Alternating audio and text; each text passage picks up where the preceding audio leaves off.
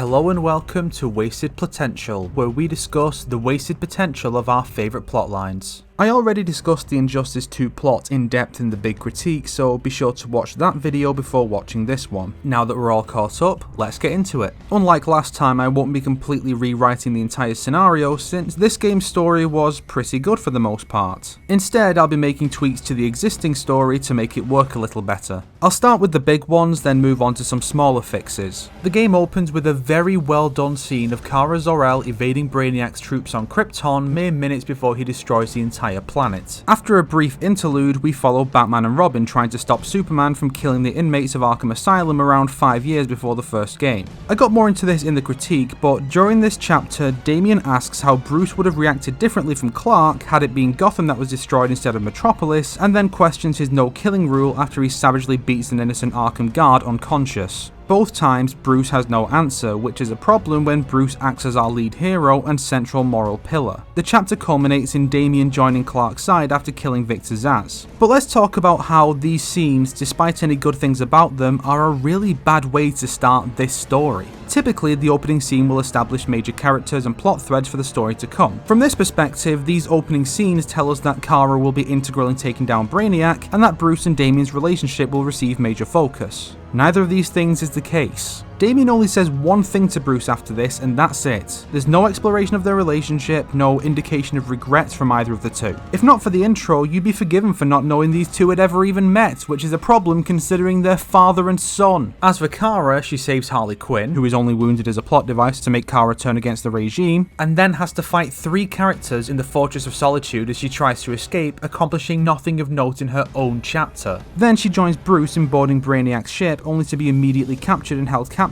until Brainiac is defeated by Clark. She heat beams Brainiac once before his fight with Batman, and that's her only contribution to fighting him. She takes part in the finale where she sides with Bruce and gets knocked out by Clark. She then watches Clark get sent to the Phantom Zone and joins Batman's new Justice League, or is captured by Clark and threatened with brainwashing if she doesn't join him. For being one of the characters given major focus in pre-release material, being one of the initial batch of announced characters, appearing in all the cinematic trailers, being on the cover of one of the 3 editions of the game, and being the focus of the opening scene, she really does nothing of note in the story. Yes, she explains who Brainiac is, but Clark already knew some of it from the Fortress's archive, so she could be cut from the story entirely and nothing would really change. So let's fix that. In my take, Kara doesn't get Chapter 9. That chapter goes to Damian instead. I'd also let his Robin form share Chapter 1 with Bruce, but that's not important. Damian spends some time with both Bruce and Clark while battling some mind-controlled society members. He's forced to question whether Clark's policies were justified or too extreme. While working with Bruce, he finally gets answers to his questions after the two have had their clash. Bruce acknowledges that he would probably have done the same as Clark, but that doesn't make it right, and stopping Bruce would be the right thing to do in that situation. I personally don't have an answer to the hypocrisy of Bruce crippling but not killing, so I wouldn't bring it up.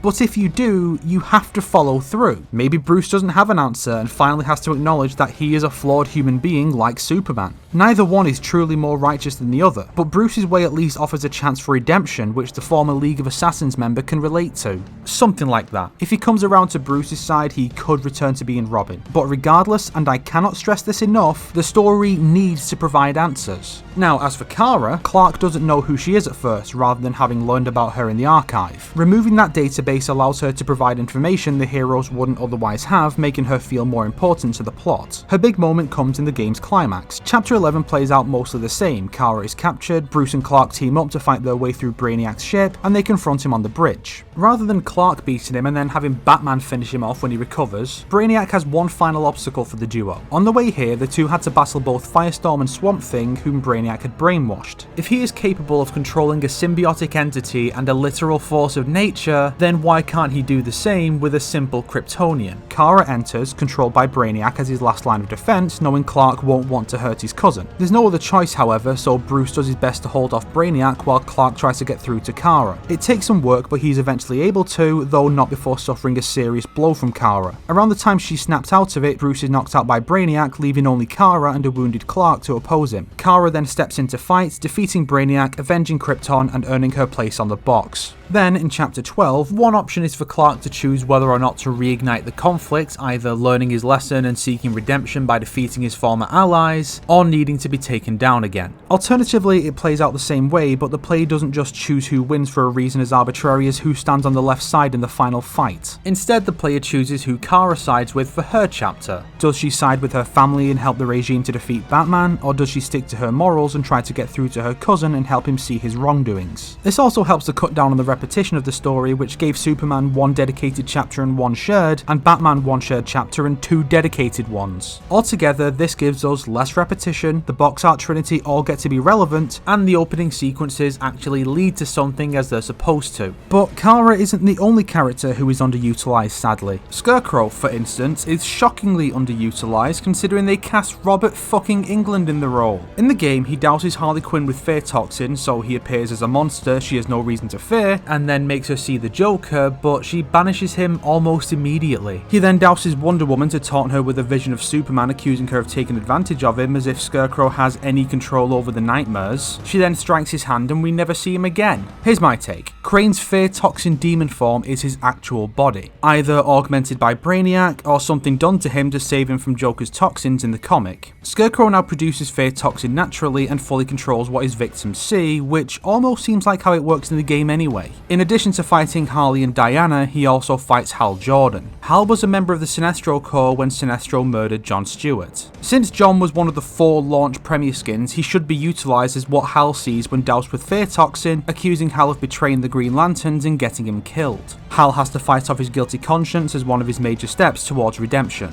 Speaking of Lanterns, Atrocitus shows up for exactly one scene, gets his ass kicked and has no bearing on the plot, making his fight feel like something you'd insert into the story as DLC after the fact. Hal's problem with rage begins before Atrocitus shows up and continues after he's gone, really making Atrocitus feel like an afterthought. I've got 2 changes in mind. For one, Atrocitus is an alien, from space, like Brainiac. Just say that Brainiac recruited the remnants of the Reds to his cause. This allows Atrocitus to appear more often and lets us sprinkle in some lanterns among Brainiac's boring foot soldiers to spice things up a bit. Second, imagine if we didn't have the chapter limitations. Atrocitus could beat Hal in Atlantis and briefly turn him, forcing Hal to deal with his actions as both Yellow and Red until the endgame, where he displays his willpower and finally defeats Atrocitus. Again, every NetherRealm story is hampered by this awful chapter system. In a similar vein, the Joker is also underutilized. Clearly, the team decided such an iconic character had to make the roster, even if his death is the catalyst for the entire storyline. He only exists as a hallucination, but you could very easily do more. Some intros suggest he's from the Prime Earth. You're the other Earth's Joker.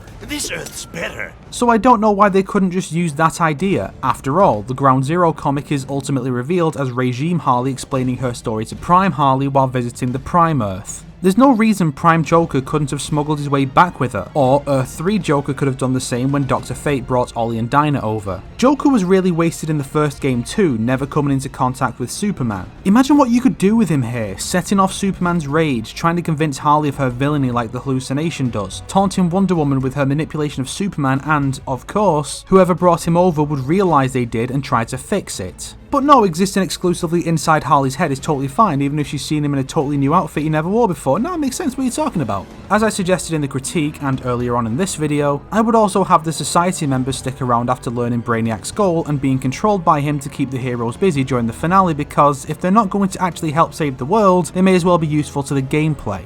Additionally, did anyone else notice you only fight Deadshot once? Was that third Bane fight supposed to be against Lawton originally, but they fucked up and used Bane instead? And one last one is that I'd give Ollie and Dinah more to do. In the game, they work for Bruce in chapters 2 and 3, get captured, and show up in chapter 10 under Grodd's mind control. Considering they were brought back from Earth 3 and that this isn't the Oliver of this universe, you'd think they'd get to do more to make their inclusion feel like it meant something. Naturally, if we had Joker be from one of the other Earths, they could be working with Harley to stop Joker's wild supercard rampage. Also, Oliver's feelings of inadequacy when he has to live up to the example of his counterpart who died trying to stop Superman should be explored, with his wife and friends helping him to deal with it. It's baffling that they dipped into the comic continuity, which they usually ignore, to explain his presence on the roster, but then did nothing of note with it. What they gave him was okay, I guess, but Oliver really deserved something else.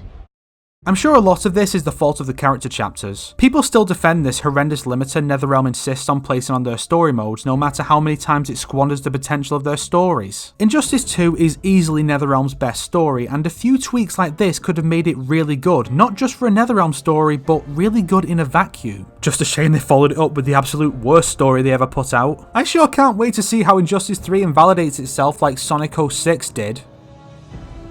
If you liked this video, why not subscribe and support me on Patreon like these fine people here? Seriously, YouTube's apparently going to start deleting channels that don't make enough money, so I'm seriously worried about the future of this channel. Today's recommended playlist is Nando v Movie's rewrite of Justice League. It's a far better story idea than what Zack and friends came up with, and makes the Justice League actually be about fighting crime. Seriously, think about it. Where is the justice in fighting evil aliens? The Avengers at least got to avenge something.